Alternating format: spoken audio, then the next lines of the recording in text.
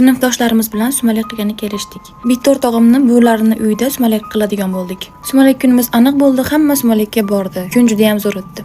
Va hammamiz shu uyda qolishga ota-onalarimizdan ruxsat so'radik. Alohida solingan bitta zal bor ekan. Shu zalda hamma qizlar qolmoqchi bo'ldik. Joy qilishga tayyorgarlik ko'rayotgan paytimiz bitta o'rtog'im kelib meni qulog'imga shunday gap gapirdi. Biz qolmoqchi bo'layotgan zalda nimadir borligini bizga shu o'rtog'imiz aytgan edi. Shu xonada g'alati voqealar bo'ladi ekan. Deganda men jinnimisan? Unaqa narsa bo'lmaydi. Bo'lsa ham biz ko'pchiligimiz-u maza qilib qo'rqib sovda quchoqlashib yotamiz deb hazillashib kuldik. Ahot kechki paytga 2-3lar atrofida edi. O'z-o'zidan eshik ochildi.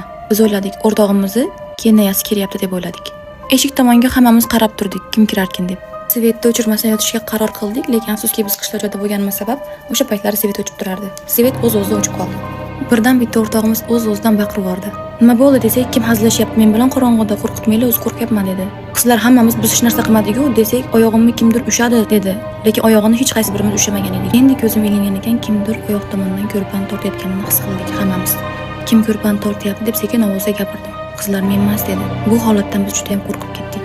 Hammamiz telefonlarimiz chirog'ini oyoq tomonga qaratishga kelishdik. Chiroqlarni oyoq tomonga qaratganimizda eshikdan qanaqadir qora soya chiqib ketganiga ko'zim tushdi. Bu narsani faqat men emas, qizlar ham ko'rishdi. Juda qattiq qo'rqib ketdik. O'rnimizdan turib o'tirib oldik. Shu payt Svet kelib qoldi. Hammamiz yana bitta joyga o'ranib, boshimizni o'rab yotib oldik. Yotgan paytimizda ustimizdan nimadir yugurib o'tib ketdi. Bu narsani hammamiz his qildik. Qanaqadir oyoq hammamizni bosib o'tib ketdi. Meni qo'limni kimdir qo'lini, kimdir sonini bosib o'tib ketdi.